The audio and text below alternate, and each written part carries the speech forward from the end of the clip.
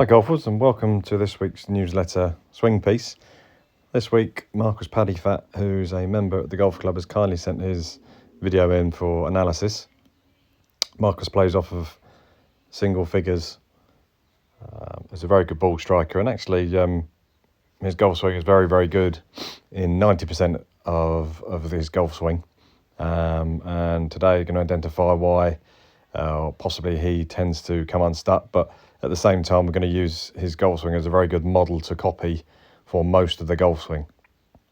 So let's run through it briefly, and maybe you can learn a couple of things or help remind you of how you should set up to the golf ball. So as we start, we can see I've drawn a line on his body to identify his outline of his posture, which is very good. The setup is fantastic. Good distance from the ball. His ball position is nice and standard. Grip is nice and neutral. Hands and arms hanging nice and comfortably from his shoulders. And a nice width of stance with his weight on the balls of his feet, ready to make a good athletic golf swing. So let's go through the golf swing in the sort of places where we'd normally study and check the correct parts are all in order. So as we take the club away from the ball, we swing it up to that kind of waist height checkpoint, and we can see the club is running nice and parallel along the line of his toes. Club's not going too flat around his body at this point, which is great.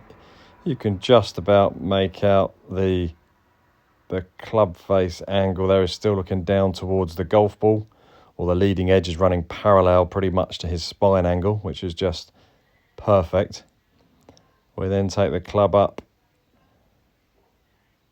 about halfway back, left arm parallel to the ground, butt of the club, the shaft looking down towards his target line, or the line on which his ball sits on.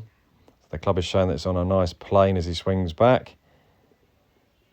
We reach the top of the backswing. You can just see what a great position this is. A nice full shoulder turn.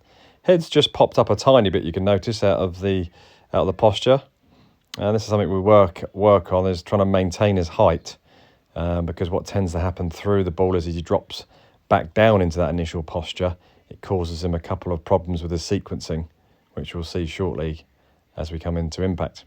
So top of the backswing, we can see just about make out the club face. Club face is looking beautifully matched up to the back of his left arm and back of his left hand, looking ever so slightly towards the sky, which is nice and square. Right arm's really in that weighted position where it's just supporting underneath the shaft.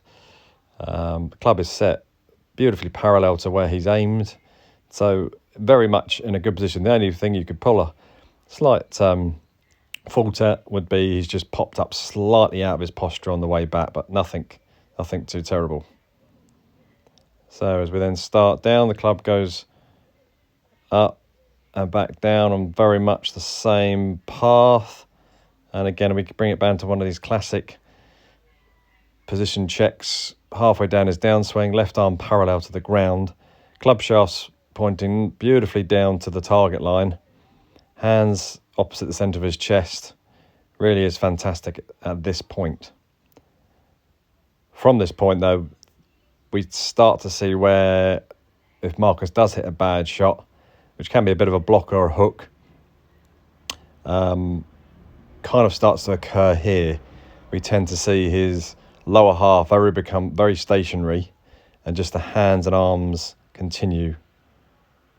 So as we swing back down, still going pretty well here. And just about here onwards, we see the lower half, the hips downwards again, very much stalling. Next few frames, we just see the hands and arms continue onwards. And then just as we come into impact, Marcus then drops back down in his height into that initial position. But we can see again that Marcus is starting to stand straighter through his posture.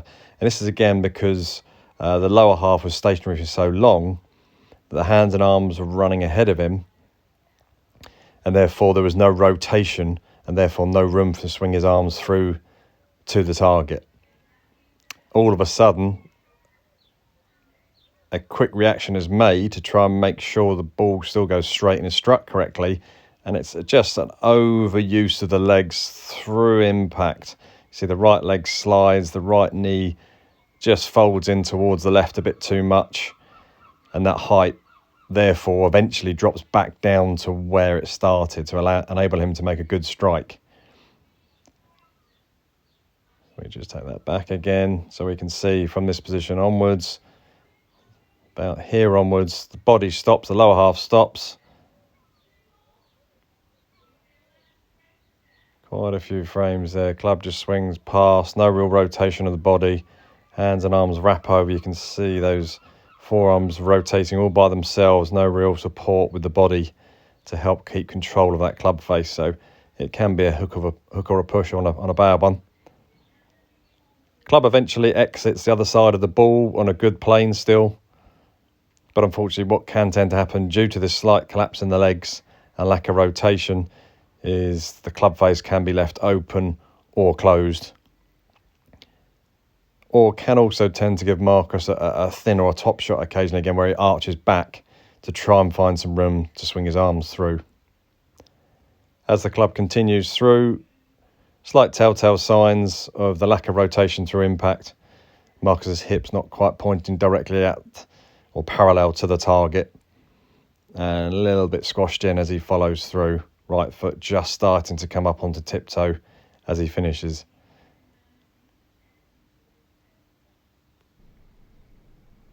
So, as we mentioned, a lot of great stuff in Marcus's swing. The setup, the top of the backswing, apart from a minuscule amount of height gaining on his posture.